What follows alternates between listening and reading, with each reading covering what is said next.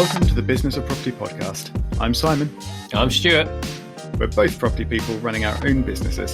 This podcast is just us chatting, as we often do, about anything and everything property. One of the other property podcasts that I listen to fairly regularly is the Property Podcast with the two Robs on.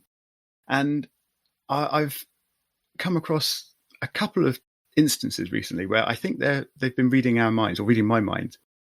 Because a few weeks ago, maybe even a month or two ago now, we talked about my experimentation with cryptocurrency investment.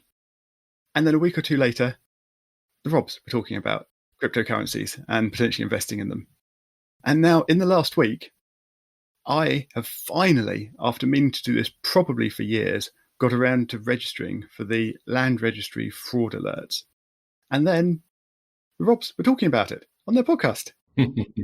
I'm not sure what's going on here, but I'm starting to worry. But outside that, I thought we'd start talking about the Land Registry fraud alerts. Have you registered for these, Stuart? Do you know, I haven't, but the one thing I would like to add to that is that I agree. I think the Robs are listening. And if you're listening, Rob, we both Robs, we welcome you to the show.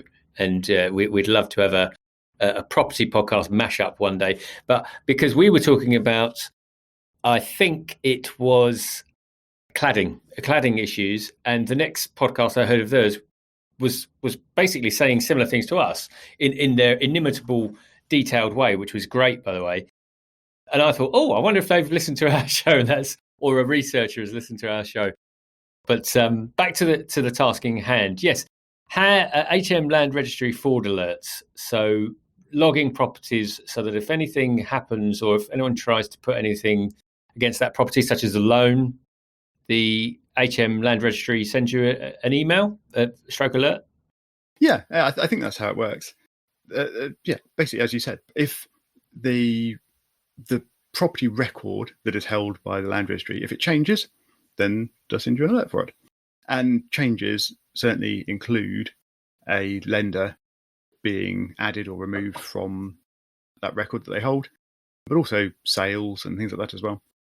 It's a really straightforward process to register. You go to the appropriate site. There'll be a link in the show notes at thebusinessofproperty.com.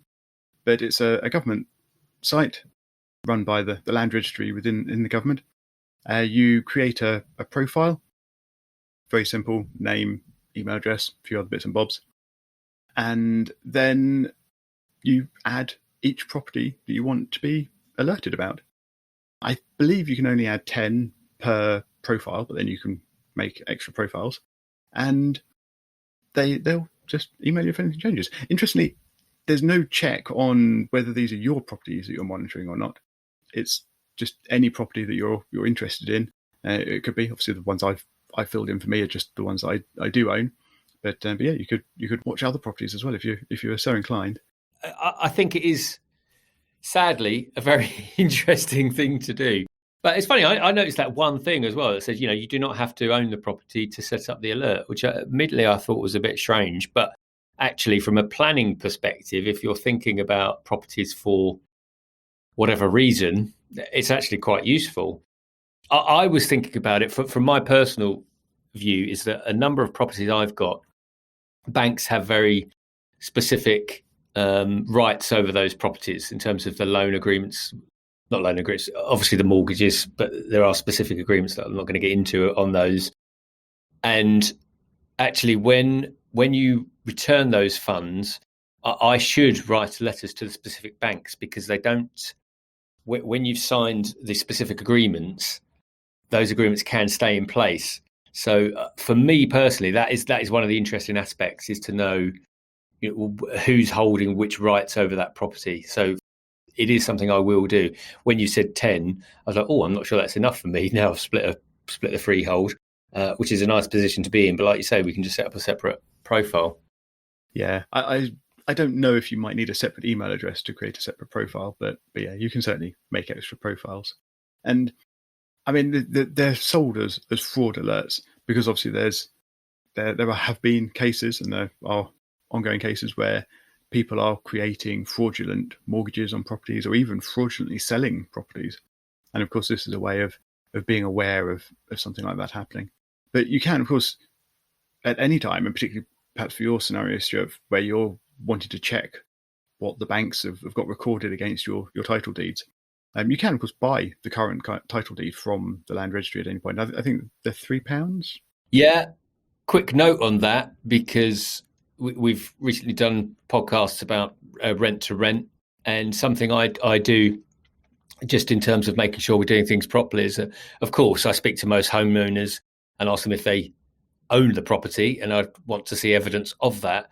Sometimes, if I'm not as confident as I should be on first call, it's exactly what I do. It's £3. I think it's well spent just to know that who you're talking with is the right person. So so that is something that I actually use, a service I do use. Yeah, it's a good validation. I've also seen agents use this in other ways. So when I've had properties advertised for rent and things, I've suddenly had letters turn up addressed to me as the owner and landlord of property X. And of course, the way the letting agents are doing this is spending that £3 to get the details from the Land Registry, which include my name and address. And then they send me a letter saying, "We noticed you're renting a property. Have you considered our wonderful services? And did you know we could get you extra rent?" and etc. etc. So yes, it's a very useful service, but yeah, other people are using it too. Yes, and it is a good way of providing a database for that very reason. And you did also mention in your intro crypto, and this is something you shared with us before. And back at that time, I don't think it was going so well, Simon. Yeah, so my crypto adventure has, it could have gone better. When we last spoke about it. Episode 79, just for the audience's reference. Excellent. We'll make sure we include a link. Yeah, when we last spoke about it, I think I'd put in £500, which I'd then invested in an assortment of different cryptocurrencies, and then watched it decrease in value. And a little while after that, it continued to decrease. And I thought, this decreased so much. This should really be a good time to invest in cryptocurrencies for more. And of course, one of the things I didn't do up front was spread out my buys. So there's a term, dollar cost averaging, which I don't fully understand. But I think the basic principle is that you put money in gradually over time so that you're not always buying at a single fixed price. You're buying at multiple prices over time. So hopefully you'll spread risk. So I thought, okay, the market's continued to fall. I know I'll put in another £500 and I will spread out buys over a period of time, buying a little bit of a cryptocurrency each time. And that has now happened. So I've now put in a grand total of £1,000 of real money into cryptocurrency. And having checked this morning, I can tell you that my £1,000 has been magically turned into £638. I mean, I'm laughing, but just so everyone else knows, my head is in my hands. I'm not laughing at Simon. No, you're laughing with me. It's okay. I mean, this was an experiment, and I went into it with my eyes open, knowing that it could all go horribly wrong. And it hasn't gone totally horribly wrong, but it's not really not gone well. The crypto market has continued to fall generally. I mean, there's been some ups as well as the general downs, but even after my extra purchases, it's continued to fall. So yeah, my original money has lost lots of value, and my more recent money has also lost value. And yes, I'm now left with quite a lot less than I started with. But in the long term, I still think there's value in cryptocurrency. So, well, that's the second part of what I was going to say. The first part of what I was going to just say was that the important part for me was that this £1,000 you were quite happy to lose. I'm not sure happy is the right word. No, you're not happy, but you were cognizant of the fact that what's the standard caveat that the values could rise and fall. So Of course, the expectation was that this would quadruple overnight. No. No, and I think that is the important thing, is none of us go into wanting to lose money, whether we're investing in a property or crypto or, stocks and shares from my perspective. But I think I always accept that, because I had the similar thing in shares, actually, where I can't remember the exact figures, but let's say for every pound I put in for a certain period of time, it was worth 93p. But the second part is that you just mentioned long term, which I think is really, really important, because we talk about that all the time in property. And that's what I was thinking when you were talking about it. I was thinking, well, to actually really see the benefit or not of this, it's going to take more time, isn't it? And so, what's your intention in terms of time? How long are you willing to watch this money either shrink or hopefully wait to grow? Well, I am now at my experimentation limit, so I'm not going to put any more money into crypto until I have at least got back to where I started. So I can't imagine that's going to happen terribly quickly. The markets are still very volatile, and I think mostly downish. So yeah, it's going to be a while. And in terms of, will I then immediately withdraw it when it gets back to its original value? No, I will leave it there for some amount of time. And I don't quite know what that will be, or quite what my decision points will be for deciding to extract any or indeed put more in.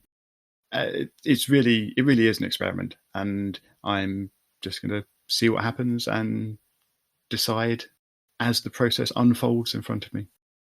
So no hard and fast plans around that, but long term. Well, I'm happy. I'm happy to watch this experiment with your money. Thank you. I'm hoping that yes, hopefully it will go better. I hope so, but I think I think it's just time, isn't it? We will see over time, and yeah, God willing, we will see some increases. I'd like to be able to talk about you seeing some positive benefits to this experiment. Yes, so would I. But speaking of time is running out for one of your tenants, I believe. You're looking at the end of a notice period. Yes. So do you want to give us a quick recap? Yeah, I'm going to make it really quick. 1-bed flat that we've owned for 5 or so years, selling it. It's in personal names. My view is actually we wanted some capital out of it, but I'm quite keen just to lose the properties in our personal names, to be honest. They haven't grown significantly, but this particular property has had a tenant in it for that length of time. Sadly, the tenant has had some challenges with work and so on and so forth, and I feel we've been very patient. And although gave her lots of notification that we were going to sell the property, there was no indication that she was going to start looking for alternative premises. So, and I've spoken to the tenant face to face and talked about all of this. And although it was not something I wanted to do, we had to serve notice on the property, which we did at the start of this year. So that notice finished on 27th of July. So we've now reached the formal stage, and I've been in conversations with the tenant and said, look, I have a buyer that understandably wants to know when they can complete on the property. And they've been very, very patient, because I think we agreed the sale a good few months ago now, let's say March for the sake of argument, but it was at least 4 months. And the tenant's saying, well, I found somewhere to live, but the person that's moving out of where I'm moving to is buying a property. And my riposte to that, of course, was, well, if they're buying a property, someone needs to give them a date of when they're moving in. That is usually a completion date. And trying to be supportive as well, knowing that the tenant has been through some challenges, I said, look, if you're not comfortable with these conversations, I can have them. I'm more than happy to speak with someone on your behalf, just to say, what is the situation? Because sadly, this particular tenant, I think, isn't comfortable having these sorts of conversations, because she feels that they're confrontational, whereas, we all know that they're just informative. But given that I'm not getting any more information, I now have to follow the formal process. So the next step will be, I think, writing to the court to make that motion. The sad thing is, of course, I would imagine by the time the wheels are in motion, the tenant may well have moved on. However, I can't sit on my hands any longer. And I've said that to the tenant, look, I don't want to do this, but I've got to do it, because I think the tenant has had, as of this recording, something like 8 to 10 months notice, which, regardless of what's gone on in the wider world, I feel is very fair. And I've also offered my support in finding alternative accommodation. And I know it's not ideal. However, this is the nature of renting. Is, I've been in this situation as a tenant myself, so I do feel for the tenant. I genuinely do. But then also, as the owner, I'm kind of at the stage where I would just like to get my property back so that we can sell it and do what we need to do. Yep, exactly. And because of the COVID times we are in, you've had to give 6 months notice on this Section 21 notice, which is the no fault eviction process. And that's a really long time. Normally the process would be 2 months, but it's when you gave notice it was 6 months. Currently it's 4 months. And if you don't actually then progress things to the courts and take that next step, the Section 21 notice actually expires. So you can't give notice and let it run for 4 months as it would currently, and then wait another 6 months and then say, oh, actually, now we really are going to go to court because you clearly haven't decided to actually move out as you keep claiming you're going to, whatever, because the notice expires. You can't take it to court. So you kind of have to keep the process moving. So in doing that, are you going to do it yourself, or have you is your letting agent willing to help start that process, or are you going to employ one of the companies that exist to specifically help in this area? The truth is, I haven't made a decision on that. My original conversations were with the agent, and the agent lives around the corner from the property. In fact, it was one of the reasons I selected them, which, another story, but I wouldn't advise that as a selection criteria. But because they are so close, they have been able to, when we needed just to post letters, official letters, etc., print it off, walk 2 minutes up the road, put it through the front door, which in these scenarios is helpful. But I need to research it. I will have a bit of time, because the tenant has said that the things are in place to move. I'm kind of loath to go full on in terms of thinking about bailiffs and getting the keys back. But again, being completely honest, I'm not writing it. I'm not taking that off the table, because I now need the property back. Yeah. It'll take quite a while before you get to the bailiff's point anyway. And of course, once you start the court process, you have to pay for that as well. It's not free. Yeah. And this is the other thing, that we haven't had all of the rent, some of which I've written off in my head. And I don't know how you feel about this, Simon. It's really strange, isn't it? Because as a tenant myself, having recently been a tenant, and here's there probably is another episode for us on actually experiences I've had as a tenant, actually. But my experience as a tenant is I've made a commitment, just the same as if it were a mortgage, that it's in terms of expenditure, it's number one on the list, isn't it? Is that roof over our head, whether that's definitely mortgage or rent. And I always feel, I guess, morally, ethically, whatever it is, but I feel like that is my duty. And I remember at the start of COVID, I sent an email to my landlord and said, look, I'm not sure where this is going to pan out for me at the moment, but this is kind of just it was my way of putting a shot across the bows, just to say I'm not sure, because our rent was pretty expensive. We had a nice house, but it was very expensive. But the email that came back was very short, very curt. This is the rent, and this is what you're expected to pay. And I thought that's not very it's not showing much empathy. However, I have to accept that is the case. And my view was, even if I'd missed a month or hadn't been able to fully pay a month, my view would be that at some stage I'm going to have to bridge that gap or recompense. I actually have a few properties, and maybe I'm just too soft or too weak, but I have a couple of properties where tenants haven't paid. And in my head, I've written off that cost. If on this one we have a deposit, it's a small one, but we have a deposit, so at least I'll get to keep that. But it feels like to me that sometimes there are attempts where there is the expectation that actually, I won't have to pay that. And in this scenario, the cost of recouping the lost revenues, and I haven't looked into it, but my experience with solicitors tells me that I'm going to end up spending more than I'll ever get back. Yeah, quite possibly. This isn't my own story, but I heard from another local landlord that they had a tenant in an HMO who recently, they weren't paying rent, but they did decide to leave of their own accord, and they left the keys. So they surrendered the room and told them that they'd surrendered the room. But they left owing rent, and they took a whole heap of stuff from the property, down to things like cutlery and I can't remember exactly what else it was, but perhaps things like curtains and light fittings and sort of odd things that you wouldn't have thought would be readily reusable. I mean, that is forking unbelievable, isn't it? It is. I might bleep that out anyway, you know. A fork. It's a fork.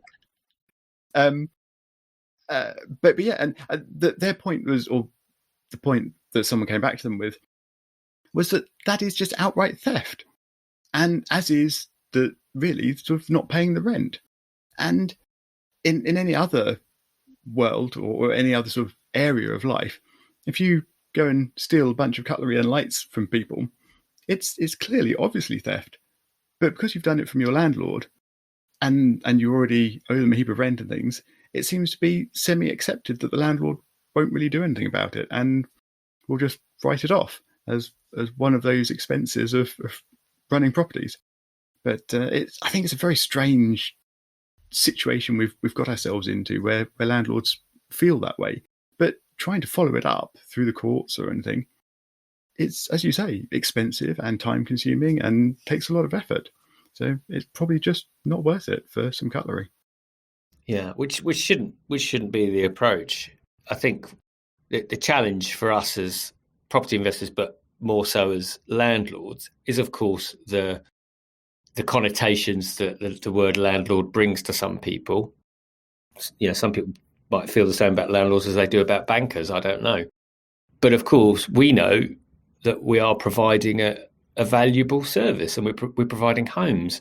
And some people wouldn't have those homes if they couldn't rent. So, and we know the private rented sector is really important to people, of course, but to the economy.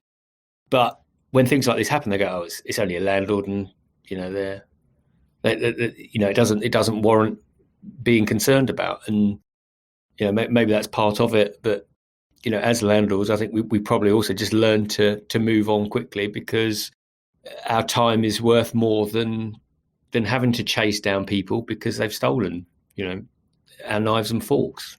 Yep, exactly. It's a strange world we live in, but yes, I think that is the way we have to end up looking at it.